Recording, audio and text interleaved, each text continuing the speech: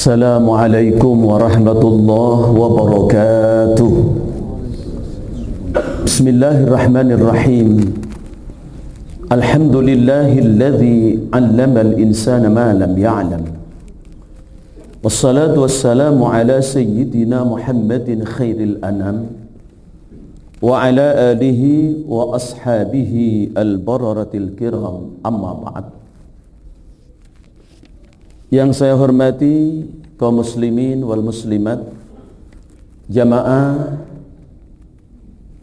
masjid yang ada di lingkungan Waskita Karya, mudah-mudahan kita semua mendapatkan limpahan rahmat dan keberkahan dari Allah Subhanahu wa ta'ala. Amin ya rabbal alamin. Pada kesempatan siang hari ini, di tengah-tengah kita istirahat, kita dapat hadir bersama-sama untuk menunaikan kewajiban kita salat zuhur berjamaah, dan kita lanjutkan dengan majlisul ilmi. Kita akan lanjutkan kaji kita daripada kitab Sahih Al-Bukhari. Kita akan lanjut pada hadis yang ke-134. An Anas bin Malik radhiyallahu anhu qala ra'aitu Rasulullah sallallahu alaihi wasallam wa hanat salatul asri faltamasa an-nas al-wudu'a falam yajiduhu fa'utiya Rasulullah sallallahu alaihi wasallam biwudu'in فوضع يده في ذلك الإناء وأمر الناس أن يتوضأوا منه فرأيت الماء ينبؤ من تحت أصابعه حتى توضأوا من عند آخرهم. Dari sahabat Anas bin Malik, semoga Allah meridhai beliau. Beliau berkata, kata Anas bin Malik, Ra'aitu Rasulullah sallallahu alaihi wasallam, aku melihat Rasulullah sallallahu alaihi wasallam, wa hanat salatul asri, dan pada saat itu Anas ketika melihat Rasulullah, waktu salat asar telah tiba. Faltamasan nas al-wudu'a falam yajiduhu, orang-orang cari tempat wudu, cari air untuk berwudu, tapi falam yajiduhu, mereka tidak mendapatkan air. Kalau zaman dulu para jamaah enggak kayak sekarang, air melimpah ruah. Termasuk juga di Mekah, di Madinah sekarang itu air melimpah ruah, luar biasa. Apalagi sekarang teknologi sudah sangat canggih di sana. Air laut ya bisa diproses menggunakan teknologi menjadi air tawar, bisa disuling sekarang. Makanya untuk wudhu, masya Allah, untuk mandi luar biasa di sana air. Zaman Rasulullah nggak semudah itu cari air. Sumber mata air itu sulit untuk ditemukan. Maka ketika mendekat waktu asar, sahabat-sahabat Nabi mau wudhu, nggak ada air untuk berwudhu. Ya. Fa'utiya Rasulullah sallallahu alaihi wasallam, tiba-tiba Nabi dihadirkan, didatangkan air untuk wudu cukup untuk Rasulullah sallallahu alaihi wasallam. Fa wada'a yadahu fi dzalikal ina, Nabi letakkan tangan Rasulullah ya di dalam ina, ya wadah yang isinya ada air untuk cukup berwudu tersebut. Kemudian setelah Nabi letakkan tangannya, kemudian Nabi angkat tangan mulia Rasulullah, wa amaran nas ayyatawadda'u minhu. Lalu orang-orang yang tadi mencari air disuruh oleh Rasulullah untuk berwudu dari tangan Rasulullah tersebut.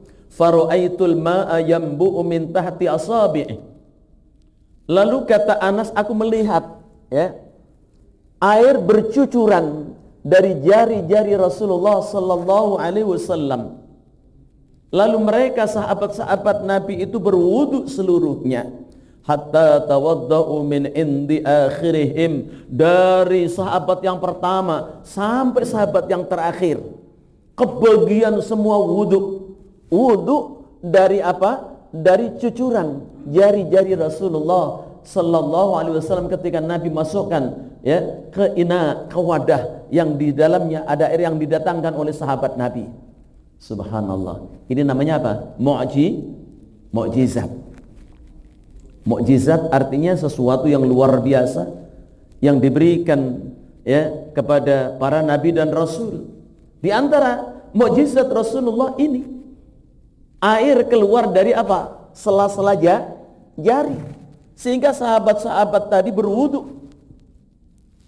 Dan ini peristiwa diceritakan oleh Anas bin Malik radhiyallahu anhu. Para jamaah rahimakumullah, wa anhu radhiyallahu anhu, dari sahabat Anas bin Malik, anna Rasulullah sallallahu alaihi wasallam, sesungguhnya baginda Rasul, lamma halaqa ra'sahu, ketika beliau itu mencukur rambut beliau, tentu oleh tukang cukur. Di sini enggak dijelaskan siapa yang mencukur rambut mulia baginda Rasul sallallahu alaihi wasallam.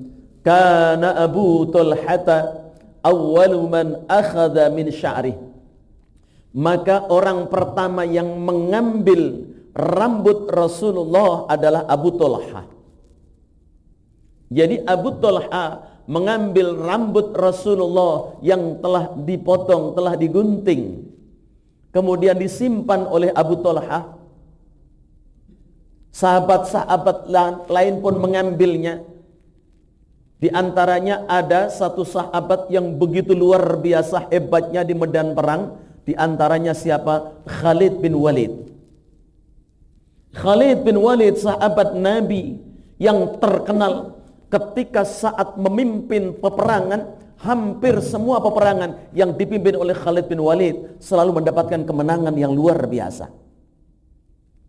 Dan Khalid bin Walid ini pula ketika saat peristiwa perang apa? Uhud, yang memimpin pasukan kaum kafirin, kaum musyrikin dari Mekah. Siapa yang memimpin? Khalid bin Walid. Saat itu belum masuk Islam.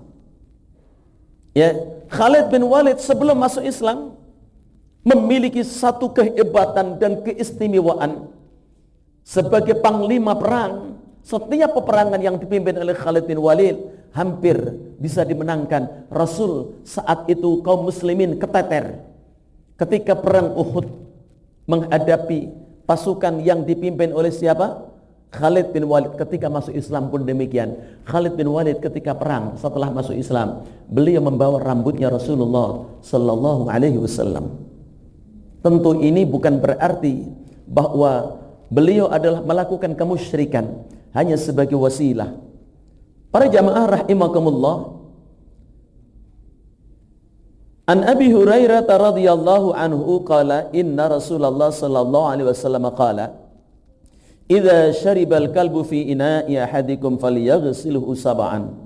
Dari Abu Hurairah, semoga Allah meridai beliau, qala, berkata Abu Hurairah, kata Abu Hurairah, sesungguhnya Rasulullah sallallahu alaihi wasallam bersabda, sabda Nabi, apabila anjing menyentuh, menjilat wadah, benda apa saja ya di antara kalian miliki, apa sarung, apa celana, apa mungkin kursi, apa itu bejana, apa saja, kata Nabi, fal yaghsilhu sab'an, maka cuci, basuh, siram sebanyak sab'an, 7 kali.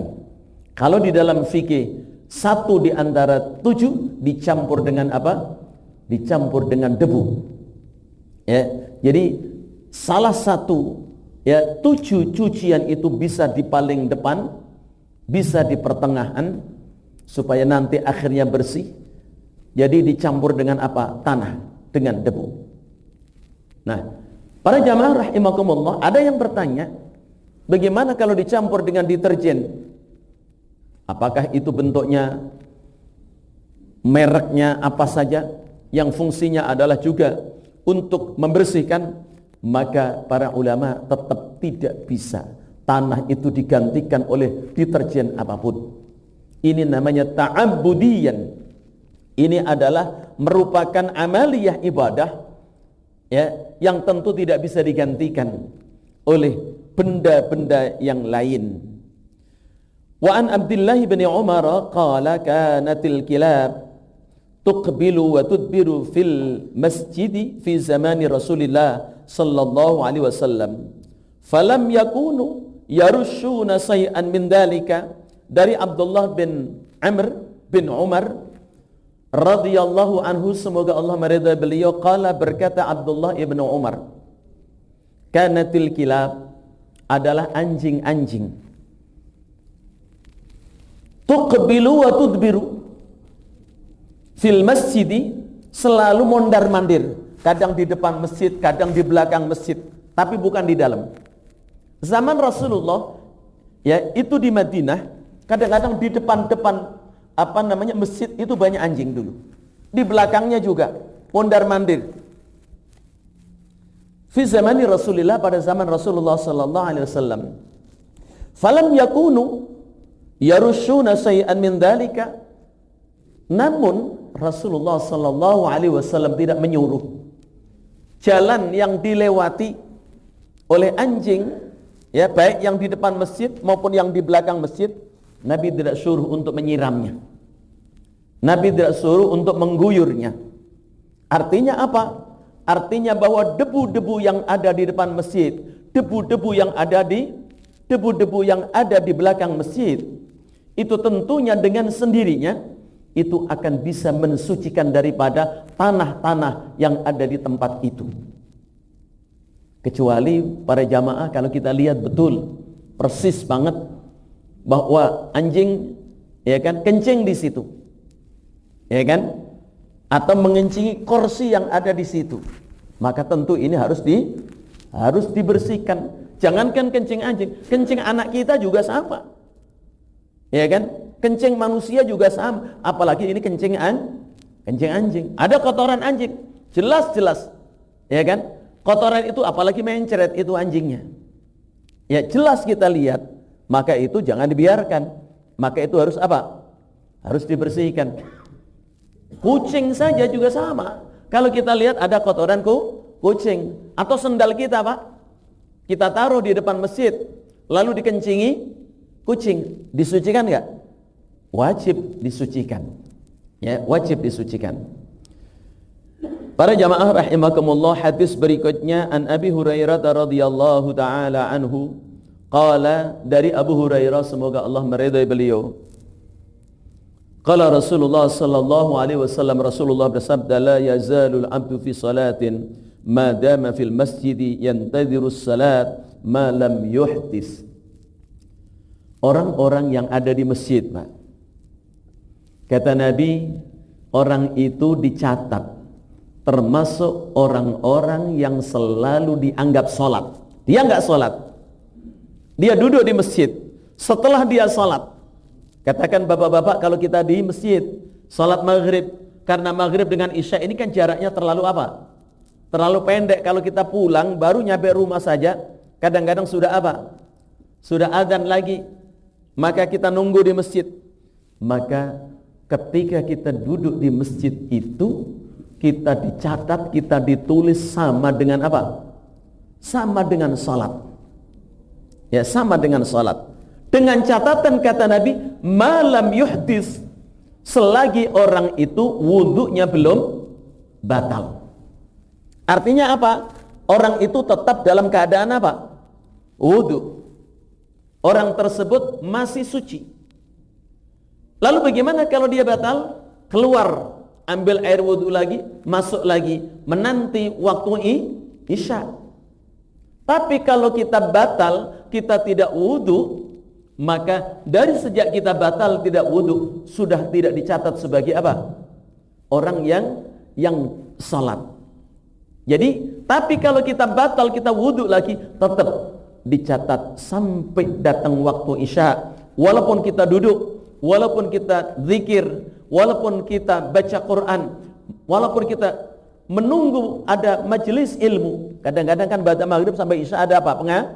Pengajian, ditulis, dicatat, sama dengan apa? Sama dengan salat. Itulah mulianya orang yang memiliki wudu. Itulah istimewanya orang yang memiliki wudu.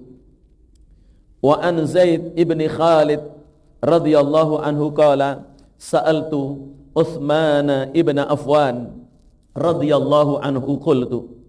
Diriwayatkan dari Zaid bin Khalid, beliau berkata, aku pernah datang berjumpa kepada Sayyidina Utsman bin Affan radhiyallahu anhu. Qultu, aku bertanya, ara'aita idza jama'a falam yumni. Wahai Sayyidina Utsman, bagaimana kalau saya ini menjima atau mempergauli istri saya tapi enggak nyampe keluar mani?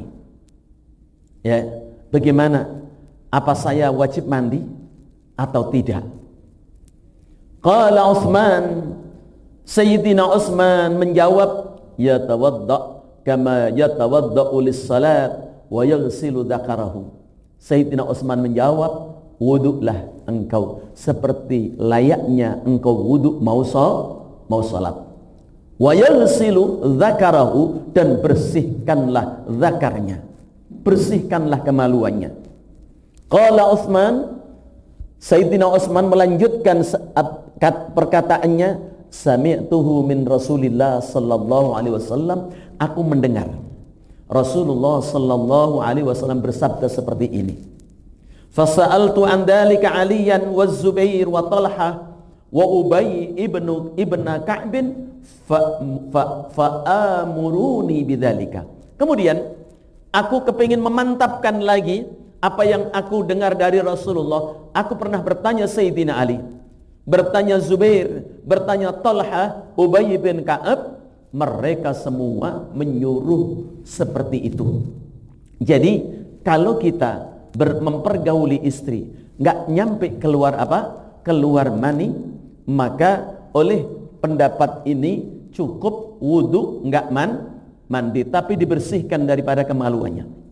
Tetapi kalau kita kembali kepada fikihnya Imam Syafi'i, idzal taqa al-khitanaini, bila berjumpa dua alat yang dikhitan, yaitu laki dan perempuan, nempel saja, maka wajib mandi di situ. Jadi wajib mandi. Maka tentunya kalau kita mengambil pendapat daripada yang kedua, maka jangankan masuk, nempel saja tanpa ada aling-aling langsung, itu wajib mandi. Lalu bagaimana kita mau ngambil pendapat yang mana? Kita tentu kalau ada situasi kondisi yang memang memungkinkan, lebih baik mandi. Tapi kalau kondisinya mungkin lain, seperti hadis berikutnya, dikit lagi ya, karena mulainya tadi lewat 27 tadi. Para jamaah rahimakumullah, dalam riwayat berikutnya ini, an Abi Sa'id Al-Khudri radhiyallahu taala anhu, anna Rasulullah sallallahu alaihi wasallam arsala ila rajulin minal ansar fajaa wa ra'suhu yaqturu. Diriwayatkan dari Abu Sa'id Al-Khudri, semoga Allah meridai beliau, ada anna Rasulullah, sesungguhnya Rasulullah arsala ila rajulin minal ansar, mengutus seorang sahabat Ansar, fajaa, kemudian datang itu utusan Nabi, wa ra'suhu yaqtur, kemudian rambutnya ini masih bercucuran. Bercucuran apa? Keringat.